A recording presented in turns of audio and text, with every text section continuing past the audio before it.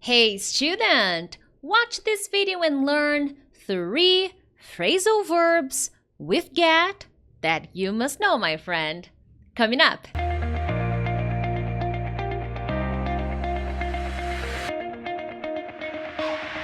Hey friends, Teacher Prix here to help you talk to anyone, anywhere, anytime in English. Well, hello my friends. Thank you so much for watching this lesson, for taking the time to study with me. Hopefully this lesson will fire up your English, so that you can improve your vocabulary and speak with more confidence with anyone, anywhere, anytime.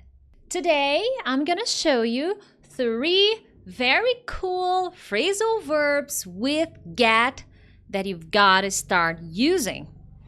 But Teacher Prix, why learn these 3 phrasal verbs? Why is it so important to me?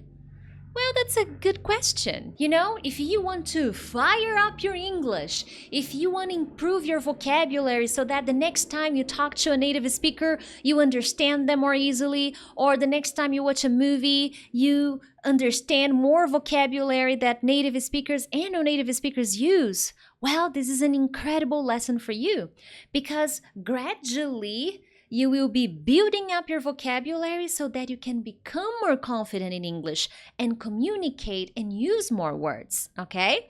So this is one of those lessons that, you're gonna learn vocabulary that you can use in your life to talk about things that you enjoy and to help you understand people in English. So that's why, my friends, you've got to learn these phrasal verbs. So watch until the end.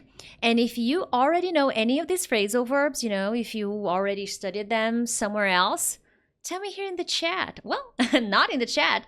Tell me in the comments if you already knew any of these phrasal verbs and give me an example. I would love to check it out. The first phrasal verb of the day or the night is get down to. Now, the verb get down may have other translations, okay? That's the beauty of phrasal verbs in English. But as I said at the beginning of this video, I want you to fire up your vocabulary so that you can feel more confident and better understand native and non-native speakers in English. So in today's lesson, get down to has a very specific meaning, which is to begin doing something, with the attention, with the dedication, with the determination that action requires, so to start doing something that you need to do, to start doing something that needs to be done, let's stop the fun, let's stop all this conversation and let's get down to work. One very common phrase you will hear native speakers using in movies, in conversations, in meetings is, let's get down to business. Let's get down to work, okay? Which is my example that you can see here on the screen. You know what? It's time to get down to work. I know we had a great lunch, but it's time to get down to work, okay? So it's time to start this activity with determination, with attention, because we have to do it, okay? So you will hear native speakers using this a lot. Let's get down to business. And, if you follow here on my channel, you may have heard me using this. All right, people, let's get down to business.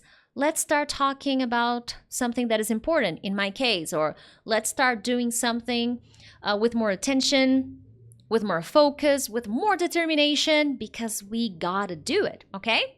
So another example here, after lunch, we need to get down to deciding what to do about Peter's case. And here, guys, in the first example, let's get down to work. Work is not necessarily a verb, okay? It's something, the work that needs to be done. But if you need to use a verb after get down to, this verb will be used in ing, okay? So let's get down to deciding what to do about Peter's case. I don't know, he made a huge mistake. So we have to get down to deciding what to do about him, okay? Awesome, my friends. So that was phrasal verb number 1, to fire up your vocabulary. Now let's move on to the second one. This is more like an expression than a phrasal verb itself, but it's a very good one, which happens to me a lot when I am making a live lesson here on YouTube, which is to get carried away. To get carried away means to get too excited about something that it's hard for you to control what you say and what you do, and you start moving too much because you get too excited. If I had to translate get carried away is to get extremely excited about something, okay? So you lose a bit of your control in the process, okay? So we often hear native speakers telling kids, hey, I know I said we're going to Disney, but don't get too carried away, okay? Take it easy. Chill. Some examples. My stomach hurts. I guess I got too carried away and ate more than I should. So here, if you understand the concept, I got too excited, I got carried away, and I ate more than I should. So it's not always like I lose control of my body, like, yay! No, okay? But sometimes I get too excited and I lose control of the decisions I make, and I make bad decisions. So I get too excited. I got too excited and I ate more than I should. And now my stomach hurts. Has this ever happened to you? Have you ever gotten too carried away and then you ate an entire pizza?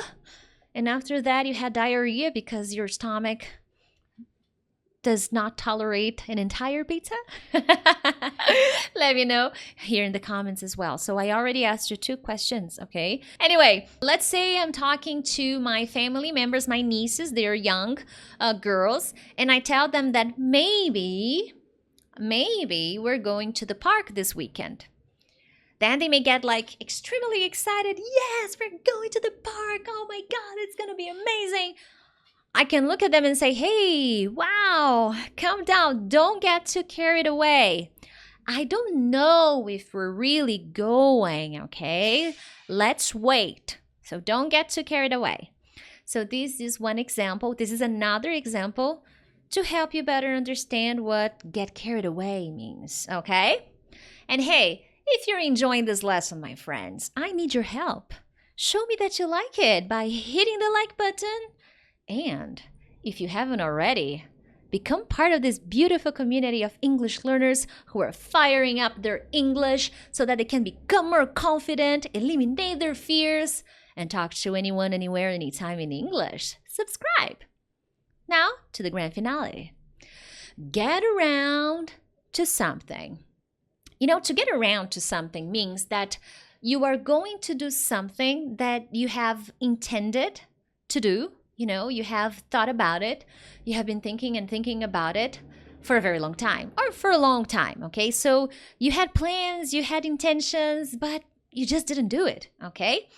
It is very commonly used in a negative sentence when you didn't do, okay? Unfortunately, for some reason, you were not able to do it. So pay attention, because in conversations in the real world, in real life, you will hear native speakers saying this a lot.